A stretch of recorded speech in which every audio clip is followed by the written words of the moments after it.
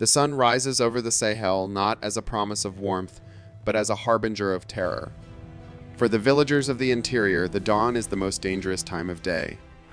It is the hour when the night watch is exhausted, when the fires have burned down to embers, and when the silhouette of a raiding party blends perfectly with the shifting shadows of the acacia trees. The attack does not begin with a shout, but with a sudden, overwhelming violence that shatters the silence of the savannah. Men on horseback, armed with muskets, traded from the coast encircle the thatched huts. The sound of gunfire, a cracking thunder that smells of sulfur, sends birds screaming into the sky. For a young woman waking up in this chaos, the world ends, not with a bang, but with the rough grip of a stranger's hand. She is dragged from her home, her eyes stinging from the smoke of burning thatch, her ears ringing with the screams of her father and brothers being butchered where they stand. This is the moment of harvest. In the cold economic calculus of the Arab slave trade, human beings are crops to be gathered, sorted, and processed. The raiders are efficient professionals. They move through the village with a terrifying speed, separating the valuable from the worthless. The elderly are often killed immediately, a waste of food and water for the journey ahead. Infants who are too young to walk are torn from their mothers' backs and discarded. The primary targets are the young, strong men for the knife and fertile women for the bed. Within an hour, a community that has existed for generations is erased. The survivors are roped together by the neck, forming a coffle, a living chain of misery that will snake its way across the continent. The woman who was a daughter, a sister, a person with a name and a lineage, has been stripped of her humanity. She is now inventory. This documentary will take you into the heart of the longest and most invisible genocide in human history.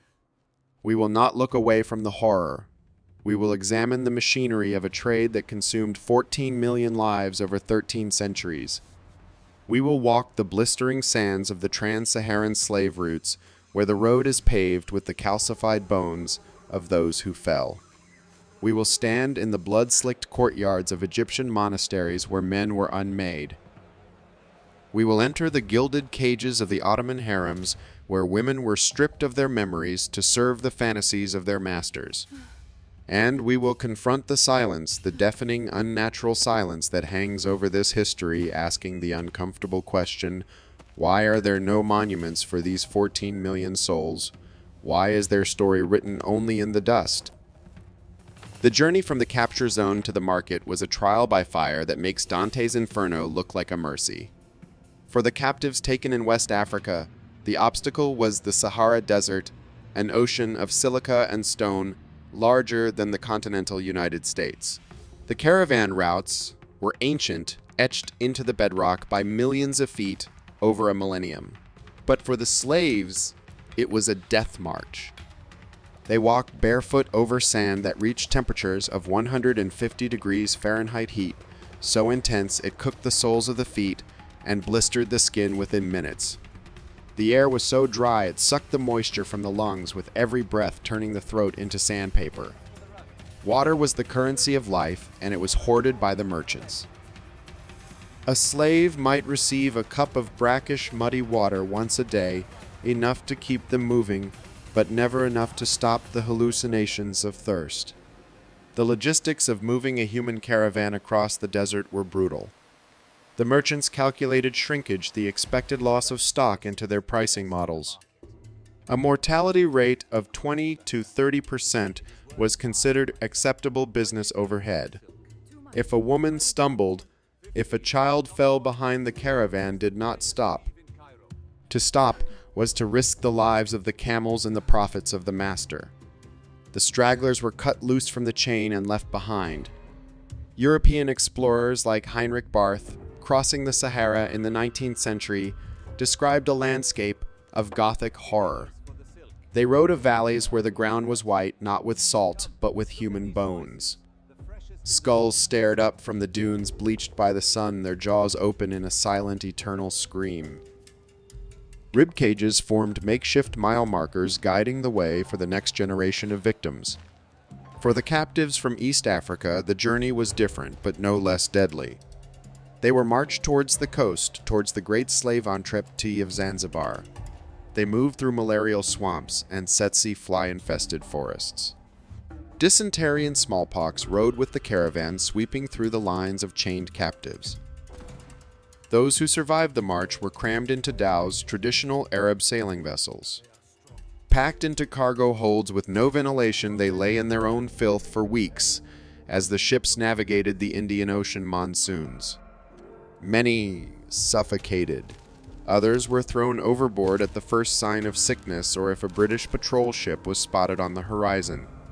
The ocean, like the desert, became a vast, unmarked grave, swallowing the evidence of the crime before it could ever reach the shore. If the journey was a physical torture, the arrival at the market was a psychological dismantling. The slave markets of Cairo, Tripoli, and Zanzibar were cosmopolitan centers of commerce bustling with buyers from across the Islamic world. Persians, Turks, Arabs, and Indians mingled in the souks, sipping coffee and discussing prices. In the center of this civilized veneer lay the auction block. For the female captives, this was the moment of ultimate violation. They were washed, oiled, and fed to make them appear healthy, a process known as fattening the stock. Then they were put on display. The inspection process was invasive, methodical, and profoundly dehumanizing. Buyers did not just look, they touched.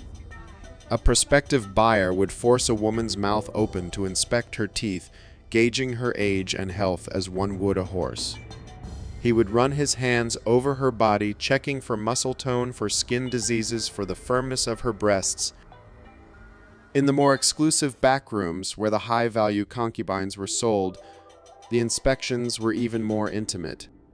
Women were forced to strip naked and walk before the buyers, to turn to bend to display themselves completely. Their modesty, their dignity, their very sense of self was stripped away layer by layer, until they were nothing but flesh and potential utility. The pricing of human beings revealed the deep-seated prejudices of the trade. The market had a strict hierarchy of value based on race and origin. Ethiopian women, prized for their fine features and lighter skin, commanded the highest prices, often destined for the harems of the elite. Nubian women were valued for their strength and perceived docility. Women from the deep interior with darker skin and more African features were sold cheaper, destined for the drudgery of domestic labor or the fields. It was a commodification of biology, a system where the shape of a nose or the shade of a skin tone determined a woman's entire destiny. The auctioneer's chant rising over the murmur of the crowd was the soundtrack to a soul being sold. While the women were being evaluated for their reproductive and sexual value, the men faced a fate that explains the haunting silence of the African diaspora in the Middle East. In the Americas, slave owners encouraged male slaves to reproduce, creating a self-sustaining population of labor. In the Arab world, the logic was the opposite. They wanted the labor, but they feared the lineage. They did not want a growing population of angry, disenfranchised black men forming communities within their borders. The solution was surgical and absolute castration. The creation of eunuchs was a massive industry. It typically happened at specific processing centers along the route, such as the Coptic monasteries in Upper Egypt. The procedure was butchery masquerading as surgery. With no anesthesia and crude instruments, the entire genitalia, testicles, and penis were severed. To stop the bleeding, the wound was cauterized with boiling oil or red-hot iron, or the victim was buried in sand up to his waist to stem the flow. The mortality rate was staggering. For every one eunuch who survived to be sold in Baghdad or Istanbul, 3 to 5 men died of shock, blood loss, or infection.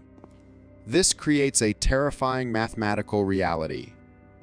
If historical records show 1 million eunuchs existing in the Middle East over the centuries, it implies that 4 or 5 million men died to produce them. This great biological filter is the reason there is no significant population of African descent in the region today compared to the Americas. The men were worked to death and left no heirs. Their genetic line ended with them. It was a form of genocide that operated not by killing everyone at once, but by preventing the future from ever happening. The silence of the African past in the Middle East is the silence of the unborn. For the women who survived the trek and the market, the destination was often the harem. Western Orientalist art has painted the harem as a place of languid luxury and romance. The reality was a high-security prison disguised as a palace. Whether in the Topkapi Palace of the Ottoman sultans or the household of a wealthy merchant in Damascus, the harem was an institution designed for the total control of female sexuality and reproduction. Upon entering, an African woman underwent a process of systematic erasure. First, she lost her name. Her African name, the name her mother gave her, was discarded as a relic of a barbarous past. She was given a new Persian or Arabic name, often floral or poetic morning star, rose, jasmine. She was forced to convert to Islam and forget her native tongue. She was taught to walk, speak, and act according to the rigid codes of her new masters. It was a process of psychological colonization. The goal was to create a creature who had no loyalty to her past, only to her owner. Inside the harem, the atmosphere was one of intense, cutthroat competition. Hundreds of women competed for the attention of a single man. A woman's only hope for status or safety lay in bearing a son to the master. If she did, she became, walid mother of a child.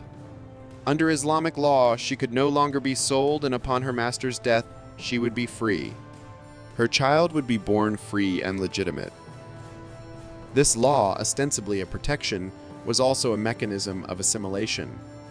It ensured that the children of slave women were absorbed into the father's lineage.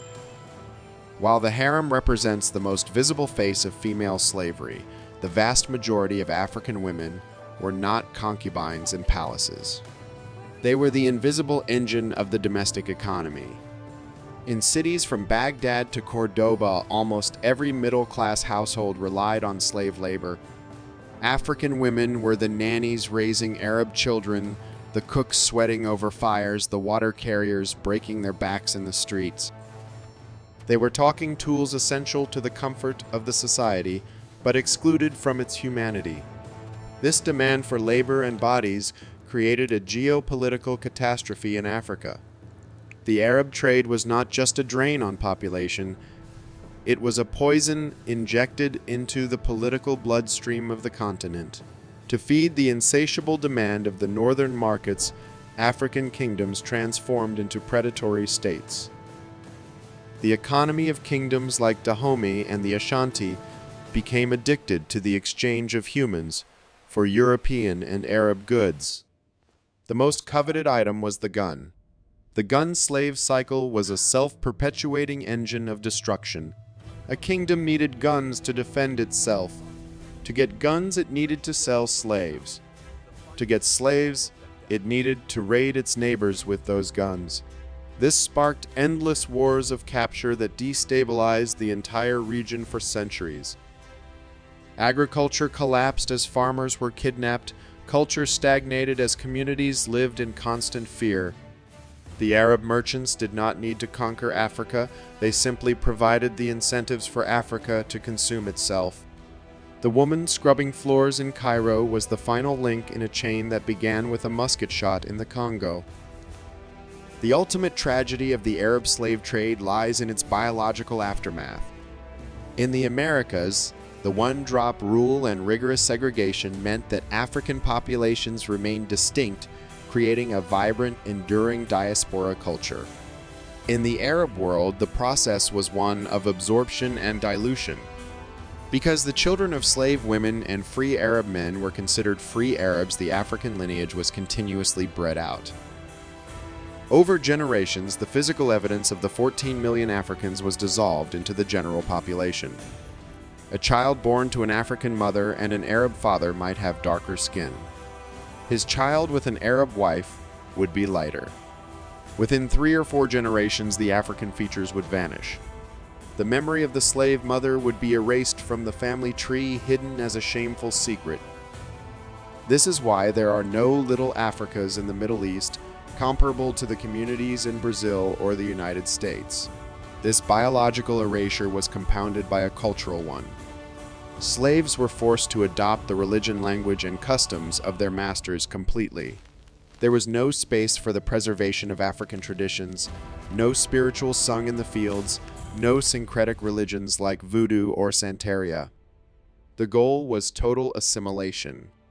The result is a historical amnesia. The descendants of these slaves are walking the streets of Riyadh, Cairo, and Baghdad today, but they do not know their own history.